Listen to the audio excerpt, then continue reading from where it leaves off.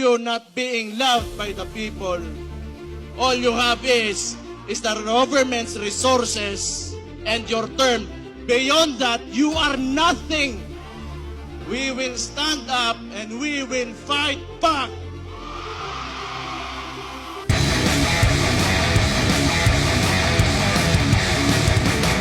Unang-una sa tanan, magpasalamat ko sa inyong ginapakita ang suporta sa kuamahan.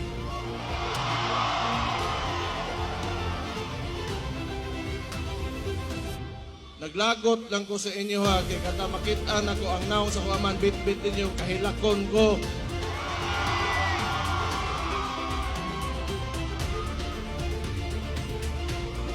Mugara po mo.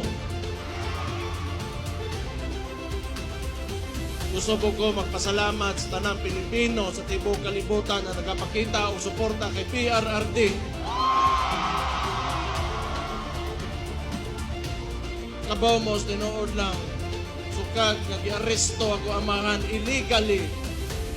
Wag yung ko kasabot sa kong debate. It has been a roller coaster of emotions for me, tinuod lang. But every time makita na ko suporta ninyo, makusgan din ko. Salamat kayo.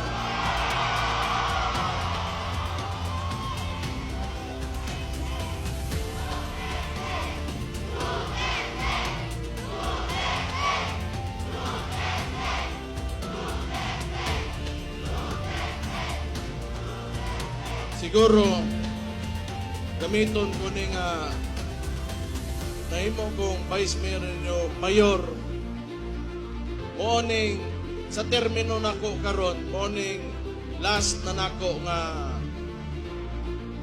araw ng Davao sa termino nako karon wa ko kibaw kung unsa bagay kaugmaan o yung future ng sistema ng politika dito sa Pilipinas. Kaya it seems to me, the stories that I've heard about martial law and oppression is synonymous with the Marcos family name.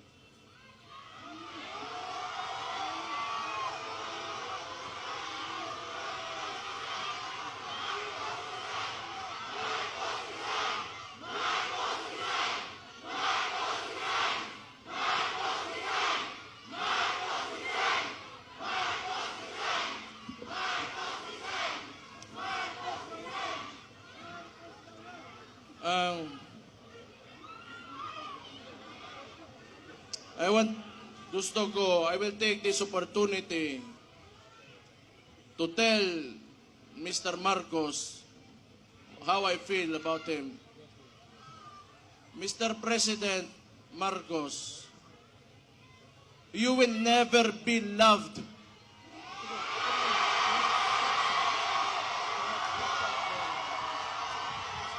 Especially to us who are calling out Rudy Duterte's name. You will never be loved, Mr. Marcos.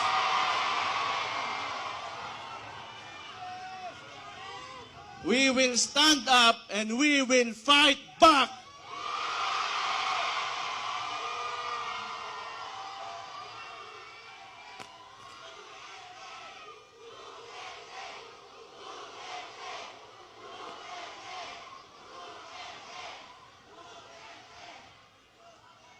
Kita mga taga Davao, ingon ani na siya.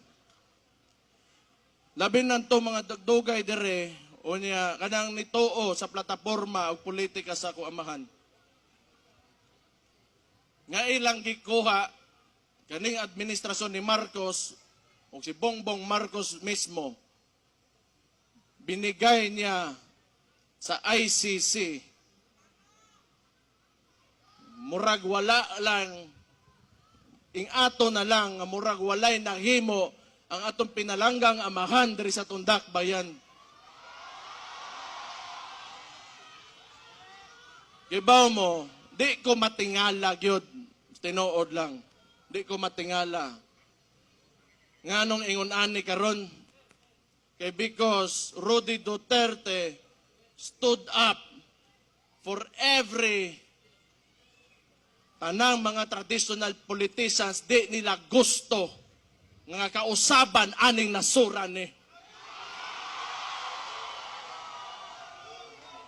Una, along aning with Marcos o kani mga uban ring mga bagagnaw ng mga politiko, di nila gusto nga naa ng Rudy Duterte diha kay mabulilyaso ang ilang mga dola sa gobyerno.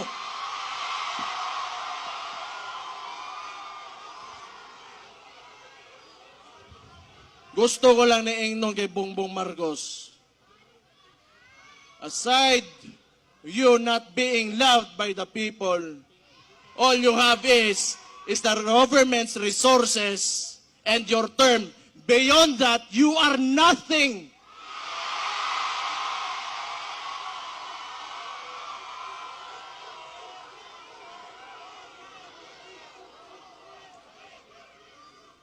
Kalimot uro ang putang ina.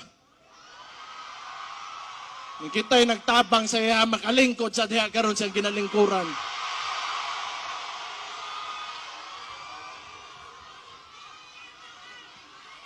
And I truly pray, Mr. Marcos, that you will be able to finish your term. I pray.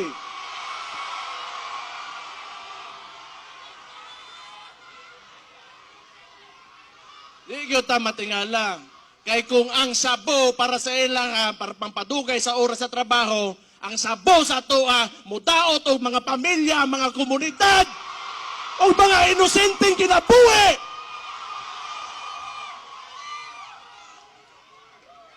Di ko matingala nga nung ingana na sila. Sige lang.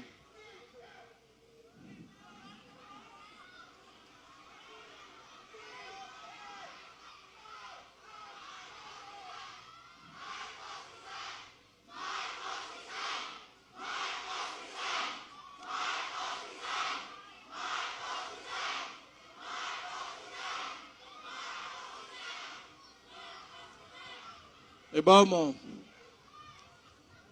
si Rudy Duterte, nga nung naaresto siya, naasa diya karon sa ICC, kay ning barog siya sa iya mga tinuuhan sa politika, nga tanaw niya, mo'y makapasaka o makapalambo sa kinabuhi sa mga Pilipino. Okay ba mo, dili gini panahon nga magluya-luya ta. Dili ni panahon para magluya-luya ta. Dili nato sayangon ang sakripisyo nga gipakita ni Rudy Duterte. Di gyud ni mahuman karon ug di na gyud ni mahuman.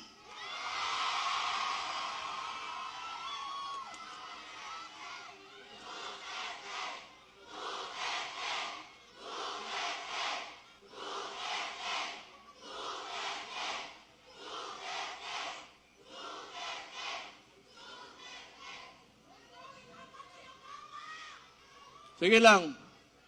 Basta kita, labi ng tong mga contemporaries na ko, some older and a little bit older than me, a little bit younger than me, kita gipadako ta ng mga dabawenyo. Dabawenyo, mapursigihon. Ang dabawenyo, isog. Ang dabawenyo gusto kaayuhan. Ang dabawenyo gusto ka matuoran. Ang dabawenyo garboso. Mabuhay mong tanan.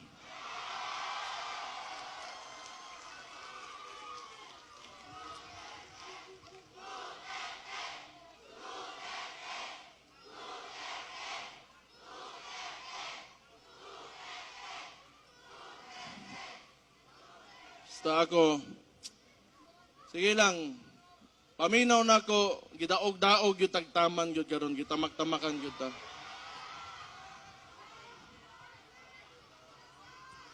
Kaya wala lagi mo, wala na yun ko po dire, wala na. Di kung dili tungod sa inyo ha, mo nang pasalamat na lang yun ko.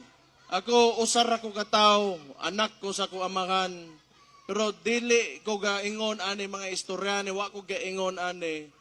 Kay tungod anak ko, dabawin nyo, kundili kay tungod Pilipino ko nga nitoo og usa ka presidente nga nangandoy nga makahimo sa nasod na kagustuhan o ganang makapahayag sa kaugmaon sa tanang Pilipino. Dili ni tungod kay ato, dili ni. It's about us, the Filipino people. Unya, how a government treats his own. Iyang gipapreso. Dili na lang ko mo mention kay personal, pero ing na lang po nako, dari usbo nako, last year, January, giingnan taga Marcos, wag yung kay utang kabubuton. Ang imong amahan, gipalubong sa akong amahan, pero akong amahan, gipapreso nimo, putang ina ka.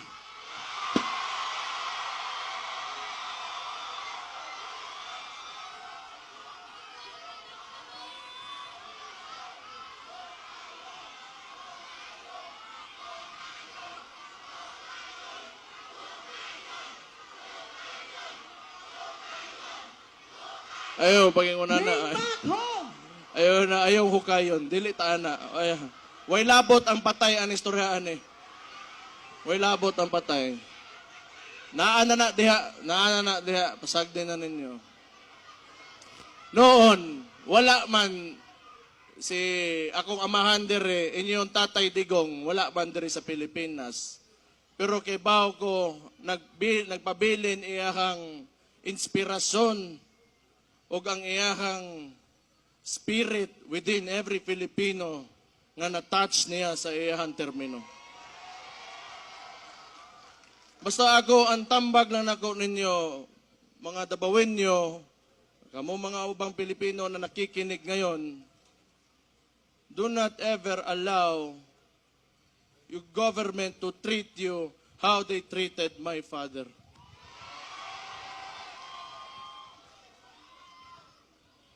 Usab, kabalo ko, busy mo ng mga tao, dagan mo laing buhaton, pero makita na ko, in behalf of our family, akong igsoon, duha ka igsoon, ako mga igsoon, tulo na ako ka igsoon, umama, tanan may mga Duterte, na nagsakit karon tungod sa naitabo sa among amahan. Salamat kaayo, gyud sa inyo suporta. Salamat kayo sa inyo ginapakita. Wala na ko'y maingon sa inyo kung hanto dire na lang gyud men, to dire na lang men, pero sobra-sobra na kayo gipangita. Yung gipakita sa mga. Salamat kayo. Pero samtang niya pata dire, di gyud ta maundang o di gyud ta mapili, basta nagkahiusa lang ta mga Dabawenyo. Mabuhay ang Davao City!